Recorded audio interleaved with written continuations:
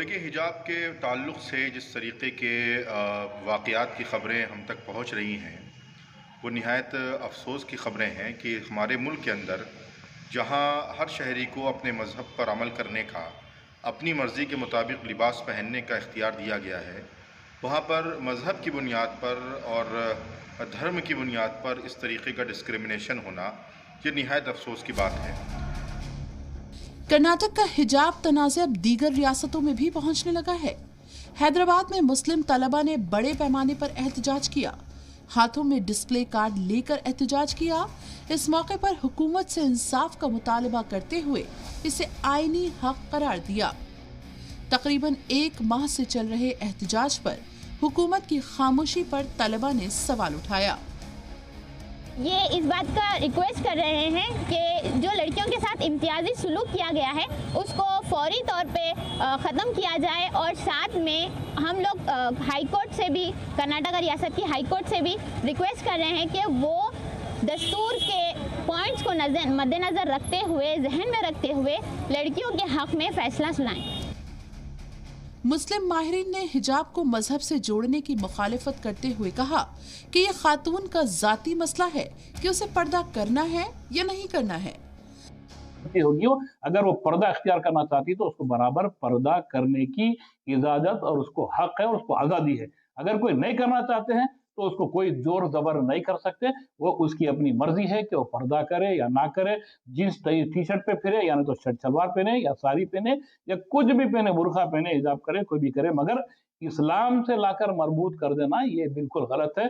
इस्लाम तो मुकम्मल पर्दे का हुक्म देता है और हर औरत के लिए देता है। साथ ही ये भी कहा कि ये हमारे मुल्क की खूबसूरती है कि हम जैसे चाहें कपड़े ज़िब तन कर सकते हैं, क्योंकि ये हमारा आईनी हक है। देखिए साहब, सबसे पहली बात तो ये है कि ये हमारे अपने मुल्क की खूबसूरती है। हमारे अपने मुल्क के संविधान ने हमें इस बात की इजाज़त दी है कि न सिर्फ हम अपने मज़हब पर चल सकते हैं बल्कि उसके प्रैक्टिसेस कर सकते हैं और उसका प्रचार भी कर सकते हैं।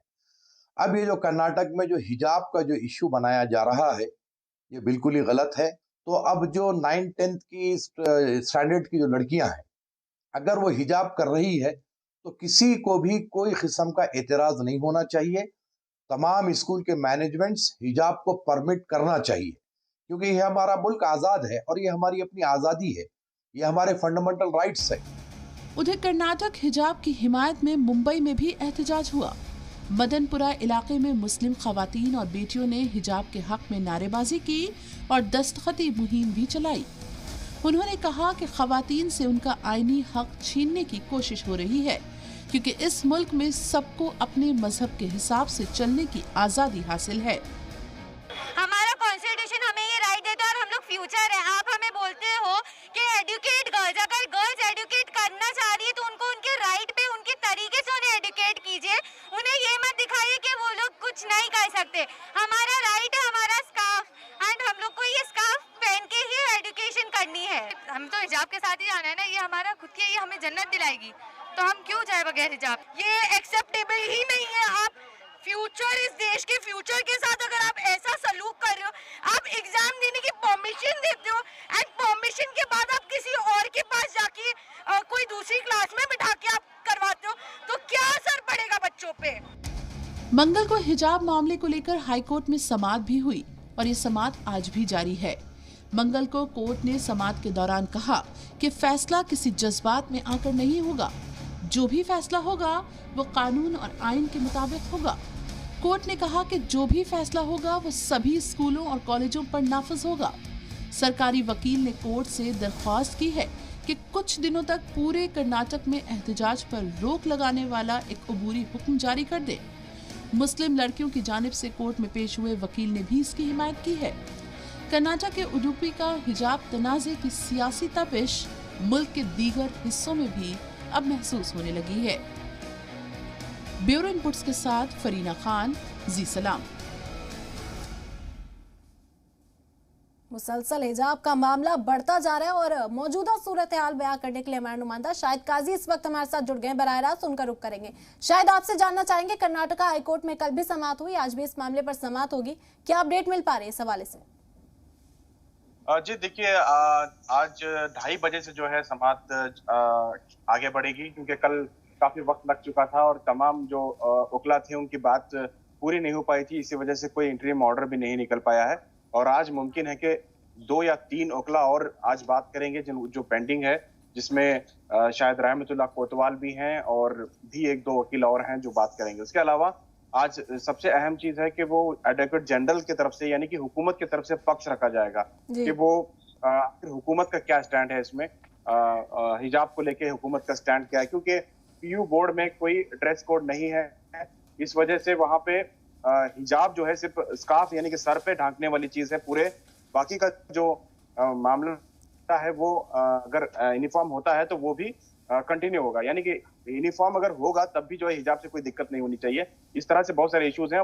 क्योंकि ये मामला बैनुल अक़वामी सतह पर उठाया गया है और ऐसे वीडियोज हैं जिसकी वजह से हुकूमत पर एक तरह का दबाव बनता हुआ नजर आ रहा है। हालांकि चाहे तमाम पार्टियां इसे सियासी फायदा उठाने की कोशिश जरूर कर रही हैं, लेकिन ये एक मामला इस वक्त हुकूमत की तरफ जो है संजीदगी से देखा जा रहा है कि हुकूमत किस तरह से लेती है। और सियासत भी काफी गर्म आ गई। हम देख रहे हैं कि हिज़्ब इख्तिलाफ मुसलसल सरकार पर हमलावर है, दबाव बनाने की कोशिश कर रहा है। प्रियंका गांधी का भी अभी हमने ट्वीट देखा, हिमायत में उतर आई है साफ तौर पर खवातीन की, क्योंकि ये आईनी हक है, आईनी हक हासिल है खवातीन को, जो चाहे वो पहने। किस तरह की सियासती माहौल की अगर बात करें, सियासी माहौल भी इस पर गर्मा गया। आंध्र प्रदेश की सियासत की बात करें तो वहां पर भी हिज़्ब इख्तिलाफ मुसलसल सरकार के खिलाफ हो गए। बिल्कुल बिल्कुल। देखिए, ज्यादातर जो अपोजिशन का जो कहना है कि जिस तरह से पहनने का जो हक है, कपड़े पहनने का जो हक है, उस पर उंगली नहीं उठानी चाहिए। बुनियादी हुकूक में है, चूंकि रिलीजन जो है कहीं ना कहीं संविधान में उसकी गुंजाइश है और इस एक्ट से किसी को तकलीफ नहीं हो रही है तो इस पे रोकने का कोई सवाल नहीं पड़ता। सबसे इम्पोर्टेंट बात यह है कि हिजाब जो है आज या कल का नहीं बल्कि कई सालों से ये जो सिस्टम है ये चलता आ रहा है। हिजाब से आज तक जो है बहुत ज्यादा विवाद हिजाब रहा नहीं है। खास करके अगर साउथ की बात करें तो साउथ पे बहुत ज्यादा इसका असर, इख्तलाफात का असर, इस तरह के इश्यूज को नहीं उठाया जाता है। लेकिन मंगलोर एक ऐसा डिस्ट्रिक्ट है, मंगलुरु और उडुपी, ये 2 डिस्ट्रिक्ट जो साहिली इलाके हैं, यहाँ पे बहुत ज्यादा कम्युनल वायलेंस देखने को मिला था कई सालों से। आपको याद होगा पब अटैक भी यही हुआ था और इस तरह के जो वाकयात हैं मंगलोर उडुपी से काफी हमें सुनने को मिल रहे हैं। पिछले कई सालों से हम देख रहे हैं कि उडुपी और जो मैंगलोर का इलाका है वहां काफी हद तक कम्युनल वायलेंस हमें देखने को, पिछले बार आपको याद होगा वहां पर फायरिंग भी हुई थी और कई ऐसे मामला हमें उडुपी में देखने को मिलते हैं। तो ये मामला शुरू उडुपी के एक छोटे से कॉलेज से हुआ था, लेकिन अब ये मामला पूरे मुल्क में फैल चुका है और कई रियासतों में एहतजाज हो रहे हैं। आप देख सकते हैं कि किस तरह से मध्य प्रदेश, कर्नाटका से शुरू हुआ मामला, दिल्ली में इसकी गूंज सुनाई देने लगी है। मुल्क की मुख्तलिफ रियासतों में मुसलसल एहतजाज इसके खिलाफ किए जा रहे हैं, खवातीन सड़कों पर नजर आ रही है।